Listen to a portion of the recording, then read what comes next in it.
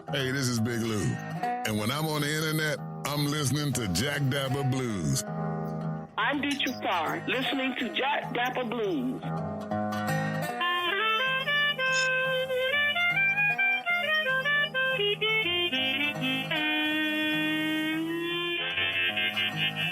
Hey everybody, this is Adam Gusso. Hi, I'm Veronica Jackson, America's acoustic folk blues singer. You're listening to Jack Dapper Blues. Hello, this is Ray Brooks. You're listening to Jack Dapper Blues. Hi, this is Guy Davis. Hey there, folks. This is Don Fleming, the American songster, slapping the dap with Jack Dapper Blues. Hey everybody, this is Walter Trout, and you are listening to Jack Dapper Blues. Hey, this is Shamika Copeland. Hey, I'm Ben Turner of Piedmont Blues. I'm here with Valerie Turner. And we are bluesing with Lamont Jack Pearlie, the best radio station for true blues. Hi, I'm Larry Griffin, and I keep it locked and loaded on Jack Dapper Blues. Yes, yes, yes.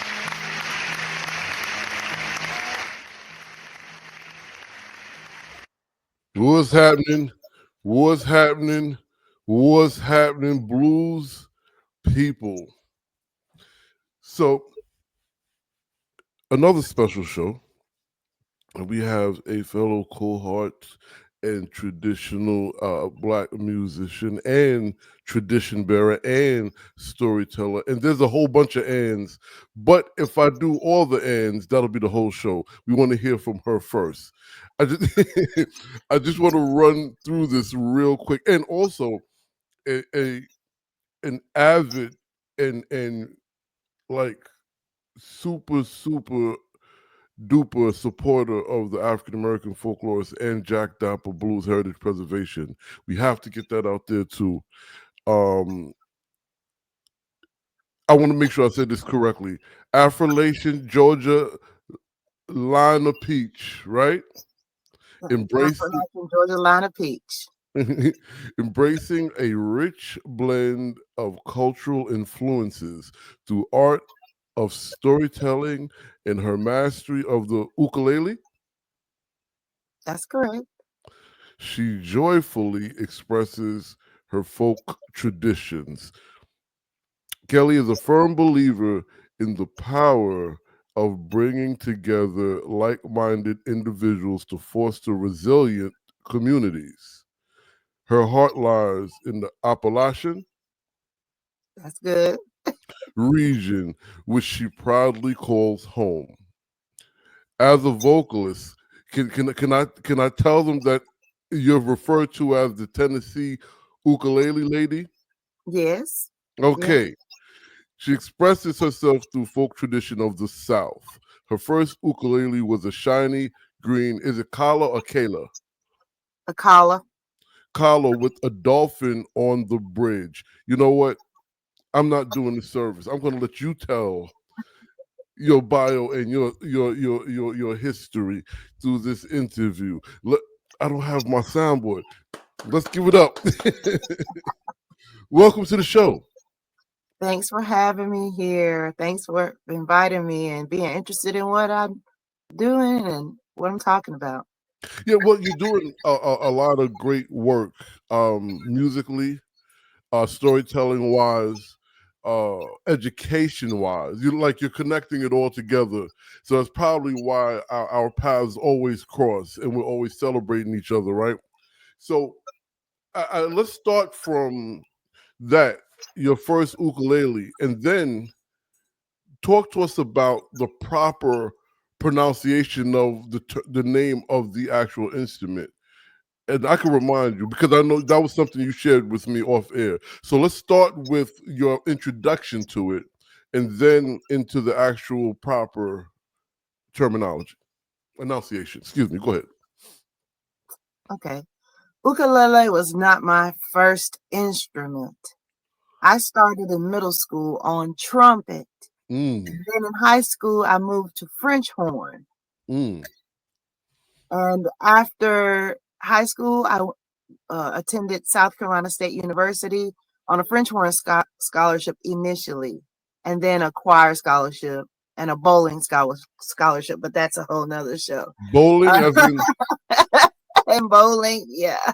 Oh, and I had my own band, jazz band in college. And then after college, I took guitar lessons while living in Chattanooga. In Knoxville, I took guitar and bass lessons, and I realized that I like 4 strings better than 6 strings. But I also like being able to carry the music with me. My husband, Will Boyd, is a saxophonist, and we travel a lot, especially out the country. You don't want to check your instrument. You want an instrument that you can carry with you and keep an eye on. And I was walking down the street in Knoxville, walking down Gay Street, and I decided to go into my friend's store, Morlock's Music, and Matt was there working, and I saw that green ukulele sitting high on the wall. It was shiny and bright green, like now later green. And it had a little dolphin on the bridge, and the price said about $30. And so I took it to the counter, and I don't even know if he charged me for it. But that was my first ukulele, the green one, the green collar, small little $30 beginner ukulele. And when I bought my ukulele, about 10 people I know bought ukuleles. And then they said, well, Kelle, you're the teacher, so you need to teach us. And that's how my ukulele group, Ukisphere, came into being. So Ukisphere is the combination of 2 words, ukulele, which means jumping flea, and Ukis and sphere, sun sphere, which is the Sun Sphere is a landmark in Knoxville that is connected to the 1982 World's Fair. It's a big gold ball, looks like a microphone. So ukulele plus Sun Sphere makes Ukisphere, and that's my ukulele group where we had jams and sometimes a little bit of teaching. And it's still going on right now without me, even though I'm not in Knoxville anymore. I'm in Asheville, North Carolina. Well, I mean, that's good. First and foremost, for the fact that you put a frequency out there that's sustained after, and that's beautiful. That's what this work is about. I do have a quick question. What is the significance of that World Fair space that you put that in the name of the group? The Sun Sphere is a landmark. It's what Knoxville is known for. And so it's nice to have it in the name, because when people think of Knoxville, they think of the Sun Sphere. Right. They think of the World's Fair. A lot of people may have visited the World's Fair in 1982, and that's what they know Knoxville for. So I was in Knoxville, living in Knoxville at the time, and I just came up with something that was visually and auditorily connected to Knoxville. I dig it. So now, so is there, before we get to the actual pronunciation, because I did say that would be the next question, but you mentioned, which I didn't mention, I forgot, the jazz part of your story. So jazz is like a whole totally different animal, and then you're well. Actually, I don't want to frame this. Let me ask you, from jazz to ukulele, and is there any intersections in your expression and performance and the instrumentation of what you're doing?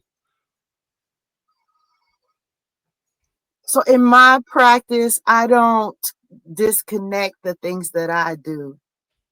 I keep it, to me, I keep it connected so that I can just do what I do, no matter where I am, no matter who's listening. And so to me, the line that goes between all these things is African American traditional music.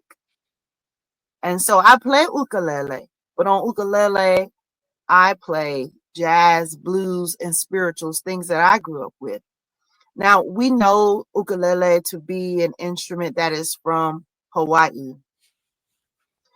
And the history of the ukulele is very detailed, but basically there were Portuguese sailors coming to Hawaii. They brought their instruments with them that were guitar-like, instruments like the machete.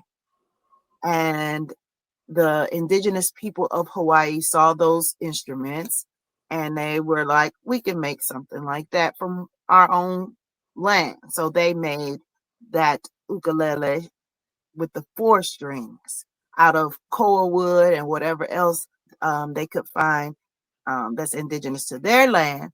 And they made the ukulele. And along with that came their songs and their stories, because the Hawaiian culture is a culture that has sustained because they kept their stories orally and written. So they have oral and written stories that have been sustained, and so they have their songs and they have their culture and their story, and that's what's shared through ukulele music. So people who play ukulele learn those songs and learn some of that culture. And I definitely have that experience too. I know some of the songs and I've learned them on my own, and I've also learned them by traveling to Hawaii. So whenever I go to Hawaii, I try to take lessons from someone that's there so that I can get the pronunciations and I can hear what it's supposed to sound like. And there are awesome musicians in Hawaii, string players and vocalists, amazing, like you would never hear anywhere else. And so I got to learn from people there during my visits to Hawaii. And so I do play Hawaiian music. People say, you play ukulele, you don't play Hawaiian music. I do play some, but I also play the music that has been popular on the mainland where we are from various decades. There are different times in U.S. history where ukulele was popular. It was popular in the 20s with different swing music and standards that were popular because that was the pop music. And then there was another time where ukulele was embraced as a popular thing, like in the 50s. So then you have that music, and that time period. And now we're like in a resurgence right now where ukulele is popular. And so we're just bringing back all those things, the traditional Hawaiian music that people learn, the popular Hawaiian music people learn, the swing music that people learn, the folk music that people have learned, and we're just bringing it all together to the present day. And that's what I do. But in addition to that, I bring the music that I learned. Like sometimes I play boogie oogie on my ukulele, and sometimes I play James Brown on my ukulele, and sometimes I play spirituals, like Every Time I Feel the Spirit on my ukulele. So I just bring in my personal musical path into what I'm doing with ukulele today. And that's what I'm interested in too, the way Black people come into the music that we play, because I travel all over the country. I teach at workshops and I go to jams and I sit in ukulele circles all over. Wherever I travel, I find ukulele people. And I notice that when I go, I'm usually the only Black person there, or one or two, and we play different music. And so what I'm just trying to include what we do, what our music has to say into the repertoire and to the expression and experience of playing ukulele. I dig it. I find that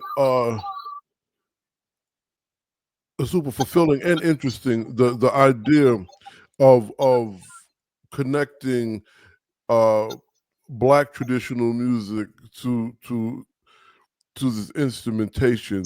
Because we did, if you go back and look at photos from those periods that I mentioned, there Black bands who were play ukulele. I've seen photos. Photos have been shared with me of folk, blues, jazz artist bands from those early part of the century that were playing ukulele. Even people like Howard Louis Bluey Armstrong played ukulele. So this is so. Is it fair to say, or fair assessment, that guitar, mandolin, banjo, all of these are connected to our traditional expression, but the ukulele is not necessarily talked about as much as the other ones? Ukulele is not talked about as much as the other ones because over time and from different times, people have considered it to be more of a toy, just like kazoo. People think that the kazoo is a toy, but the kazoo has a strong background, origin, and it's related to our culture. Right. Wow, amazing. So talk to us about this, the traveling, the workshops, and the storytelling.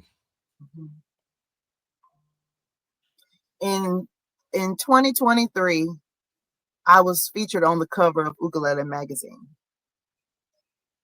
And it's a weird feeling to go into a bookstore and look across and see your face on a magazine along with Prince and Beyonce and all these people, and it's like me and my little ukulele on the cover of a magazine. But what that did was it kind of increased my visibility a little bit. It didn't turn me into, I don't get fan mail, I'll put it like that. I don't get fan mail, but people do reach out and say, hey, I'm traveling through Tennessee or North Carolina, can we meet?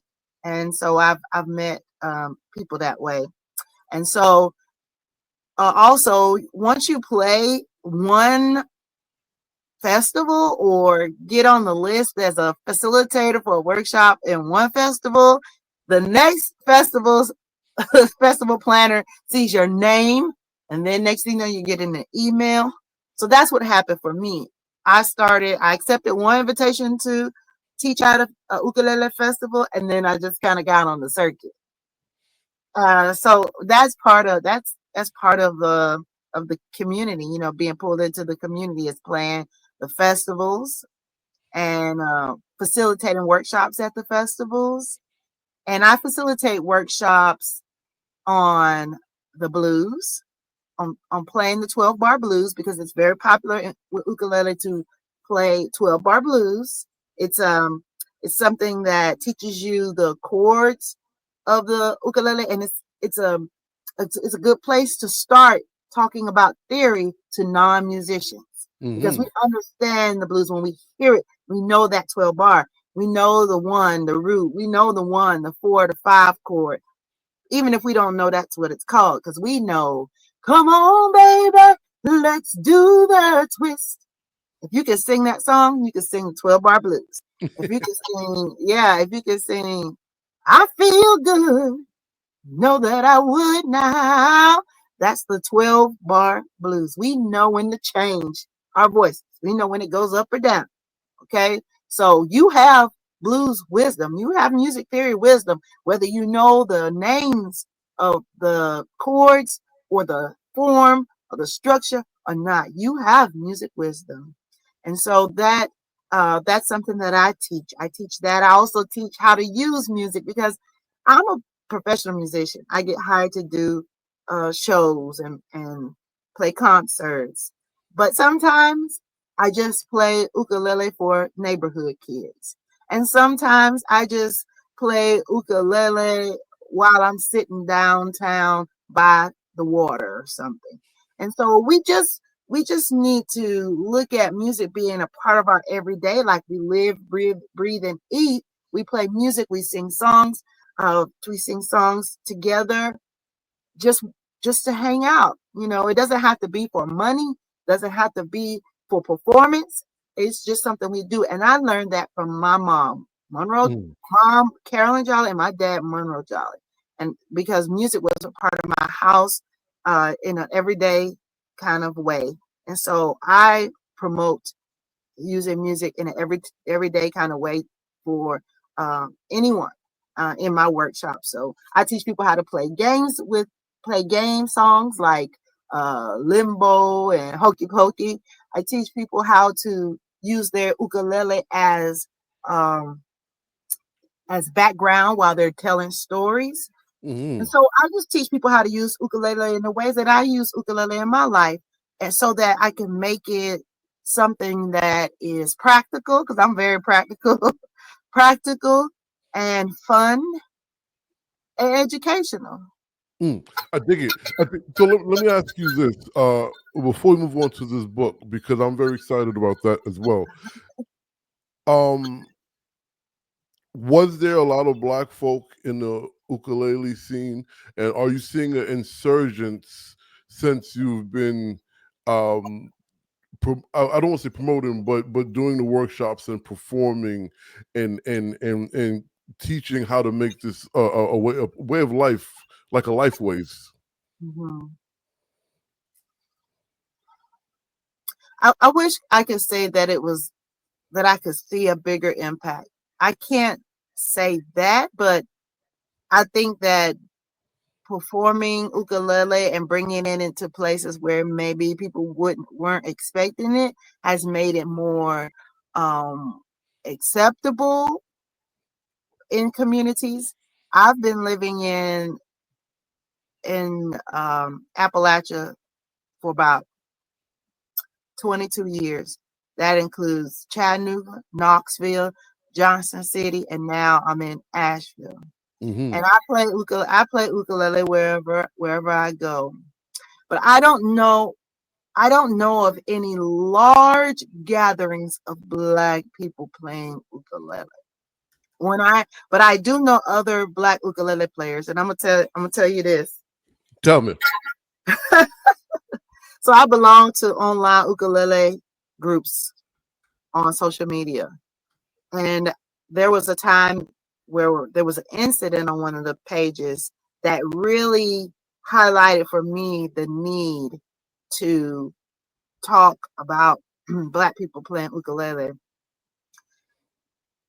There was a member of the group who posted on the discussion page, and all the post said was, "Hey, I live in France. I don't see a lot of Black people playing ukulele, but could you share with me some Black people I should follow online who play ukulele?" Okay, simple. It's curiosity, natural curiosity. That's all the post was. Okay, so people started leaving comments about Black ukulele players that they know. Oh, you should listen to Angela. Oh, you should listen to Neems. Oh, you should find Kelle Jolly. And even I probably left Ioka's name. So then people started like responding like, "Oh, that's cool. I didn't know about this person. I want to find out them. Oh, I watched their video," or whatever. And it was a very productive post. But then someone came on the post and they said, "I don't know why you all are making this about race.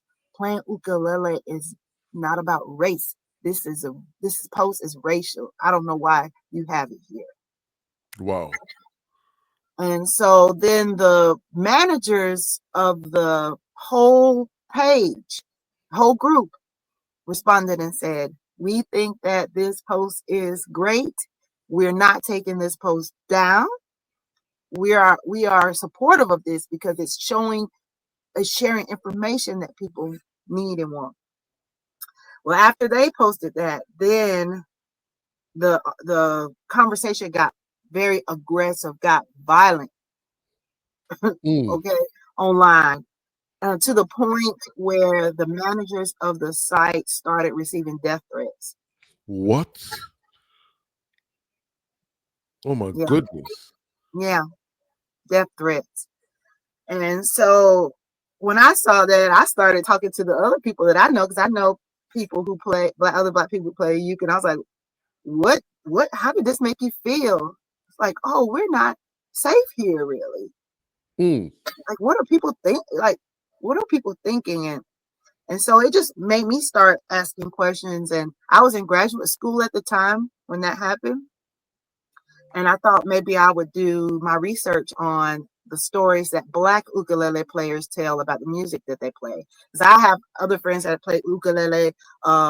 Angela, she lives in Atlanta. She teaches also, and she also plays spirituals. Like we both play spirituals because that's what we play, because that's the music we sing to ourselves. Like, of course, Right. we play spirituals. And then Memes out of Kansas City, he plays original music, and he plays it on a looper. It's wonderful. I'm a big Memes fan. That's why I have to drop the name. And then Ioka, she's Nigerian, lives in America, Nigerian American, and she plays original music, and it's inspired by music of African diaspora. And so we have different music that we play. That may not be the music that you play when you go to a local ukulele jam where they're playing the Beatles and they're playing like maybe some Bob Dylan or something. Right. You're playing different things, and so I felt like we need to tell the story about why we play what we play, because we're coming from a different perspective. We're coming from a different musical path. And of course, we can pick up the same instrument that everybody else is picking up, but play different songs. I feel like I'm keeping a tradition of Black folk music, Black swing, jazz, and blues, which I consider like our folk classical music. And I'm sure like other people are doing the same. Even if it's just them, even if they're only teaching it to the people that, playing it with the people that they teach. I've been invited to teach in Johnson City this spring at the Lincoln, oh gosh, I want to say Lincoln Center. Lincoln Center is not Lincoln Center. But in Johnson City, I'll be there teaching. And so that's what I'm looking forward to, being in the community and being able to teach people in our community and putting the ukulele in their hands. Now I'm gonna say that I think a lot of people aren't used to seeing Black people play ukulele, so we don't naturally like go to the music store and say, "Hey, I'm gonna buy a ukulele." We go to the music store and buy drums, keys, maybe a horn, a saxophone, or something like that. But like to say, "Oh, I'm gonna go buy a ukulele," people aren't there, and I think part of that is hearing it in your music. It's not that we can't do it. It's not that we don't want to. It's just that, we have to experience it. Right. Experience it in our music and hear and be looking for it with our ears to want to emulate it, to want to play it. And so I just think we need more ukulele music more ukulele in our music. And then people will be like, "Hey, I want to play that," because whenever I do play it, I always get, especially older people, they're like, "Can I play my hymns on that thing?" And I say, "Yes," and they come and whisper it too, just like that. "Hey, can I play like some SOS band or something?" Yes, you can. Anything with notes, you can play it on the ukulele. So I think people need to see it more. People need to experience it more, and then they can see themselves. That's what's important about the culture, is seeing themselves. And I guess that kind of leads me into my book, Lady Fay Ukulele. Well, yes, that was going to be my segue, but you did a great job doing it. Please, let's introduce it. So this is my new book. It's called Lady Fay Ukulele, and you see on the front there's a ukulele with kids gazing upon that 4-string ukulele. This book came to me in a dream. It's the story of 3 friends who are ukulele players, and it's all about them going to the museum where their favorite ukulele player, Lady Fay, donates her ukuleles. And every time they go to the museum, which they are members of the museum, they go to the museum and they learn the story behind every ukulele that Lady Fay donates to the museum. So this is the first story. This is the story about the first ukulele that Lady Fay the first story that we hear of about Lady Fay and her ukulele. So her name is Lady Fay because I want to make sure that you say ukulele because that's how you say jumping flea. It's a Hawaiian word, and in Hawaiian language you pronounce each vowel and consonant. So ukulele. So Lady Fay ukulele. And in the book we learn the story of Lady Fay's ukulele, and we learn a story about forgiveness and honesty. And the friends, we learn that the friends are part of a cultural community. I think that's the biggest part for me, is that in the book, the children are members of the museum. What does that mean? That means that these children were exposed to a museum, and they understand the role that museums play in their community. They're part of a community. And then to know that someone from their hometown, like Lady Fay, was able to become a big star, it gives them something to look up to. So in my book, I feel like it shows, for me, an ideal. It's my vision of what I want young people to experience. I want them to feel a part of the community based on their interests and what they're curious about in the world. I want them to see people that are like them being successful. And I want them to know that there's a story behind everything that you experience at the museum, and that you should be curious about it. So for me, the book is about curiosity. The book is about shared culture. And this book also, the experience of making the book for me is about shared culture. This book idea came to me in a dream. In a clear, lucid dream. I dreamt the whole story. I woke up and I was like, I gotta write it down. And I wrote it down. And then I said, you know what? I want somebody that understands what these children experience. These little children. And so then I was online, and I saw an ad for an illustrator, and I contacted him and hired him and his team to illustrate the book and publicize the book. So it's published through Books and Things Publishing, and they Books and Things Publishing, led by Danielle Marietta, have helped me throughout the production of the book. And so now it's here. It's available online. You can get it on various booksellers online, and you can order it. It's not physically in the stores yet, but you can order it. But it will be physically in your local stores, because I do plan to go on tour, and I'm interested in coming wherever you are. So you can always contact me about that. I love to perform. And so in addition to the reading of the book, we could also have concert. So, and there's music in the book. So there's a song in the book, and maybe once you get the book, you can learn this song. Nice. And record yourself playing it. We strum for fun. So that, let me ask you about that song, because you're academic as well as a performer, as well as a community member. You kind of cover many sectors, if you will, right? And just thinking in an ethnomusicological frame of mind, particularly currently,